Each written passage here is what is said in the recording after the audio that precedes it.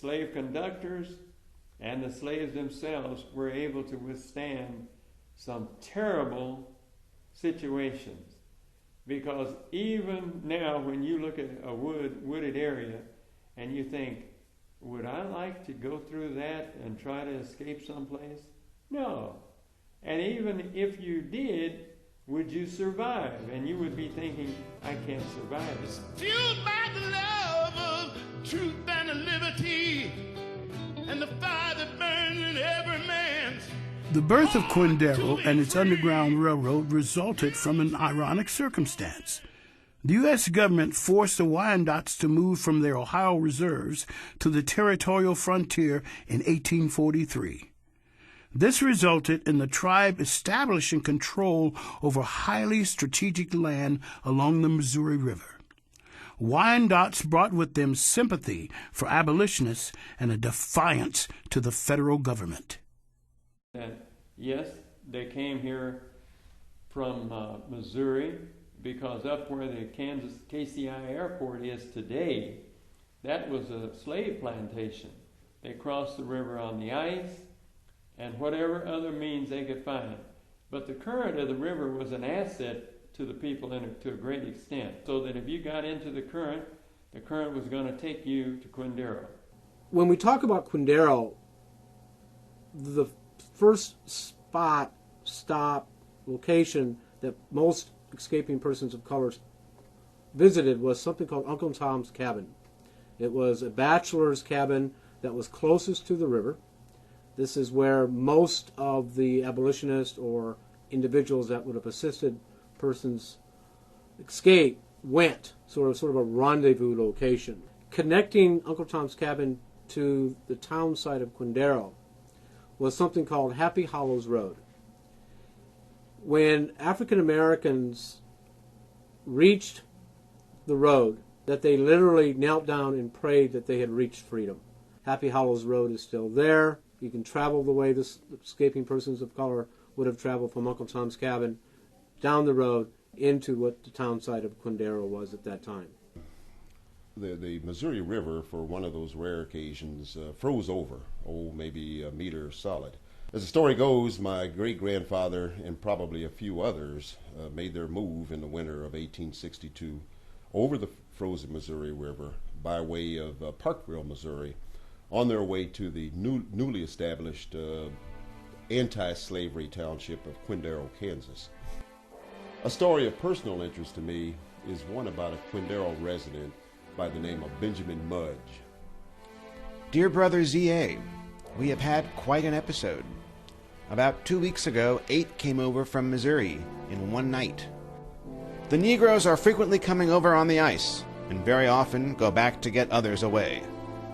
A week ago today, a half-breed Indian sent me word that their master was coming after them. I knew that he would not dare to use force in the daytime, but thinking that he might come after dark, I went over to Mr. Storrs and borrowed his gun. Saturday night, a little after midnight, I was aroused by a loud knocking at the door. I went to the door and asked what they wanted. Someone replied, "We have come for those Negroes that ran away from the other side of the river." My only answer was, "You can't have them." They said they were ready for me, and I replied, "I am well armed." In a loud voice, I asked, "Melville, are you ready?" They changed their tune and said they would go ask the captain, and left. On Tuesday, Mr. Learned and myself took the family and one other to Leavenworth. Leavenworth is full of runaway slaves. Benjamin Mudge. One of these slaves could have been my old great-grandfather, George. Most Quindaro residents were active abolitionists and help freedom seekers. Abelard Guthrie was an agent of the New England Immigrant Aid Company. He was a founder of Quindaro, Kansas.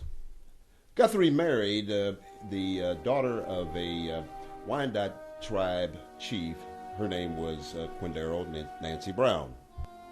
Guthrie documented numerous visits between Parkville and Quindaro residents.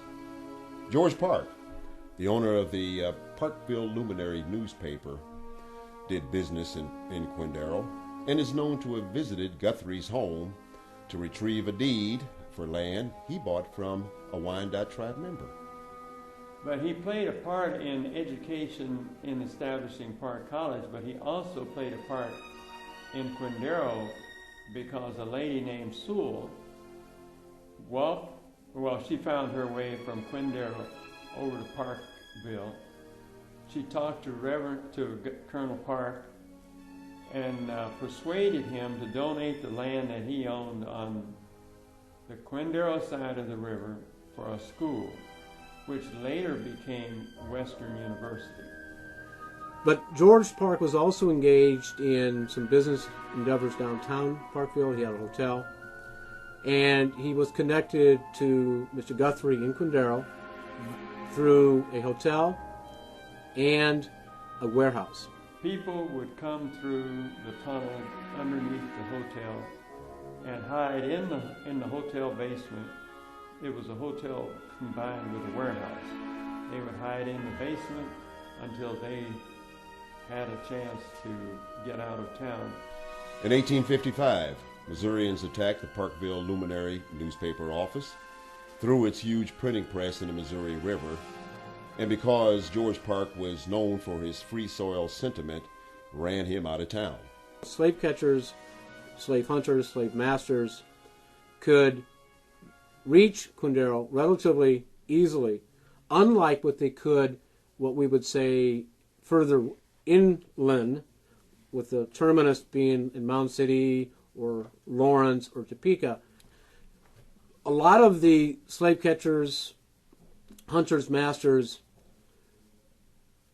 rendezvoused or stayed in an area which is now really called Quindaro Park. And the story came from Clarina Nichols, who was living in Quindaro. She talks about these two African Americans that were shipped in dry goods boxes on a wagon. The wagon had to pass a noted pro-slavery place known as 6 Mile Station.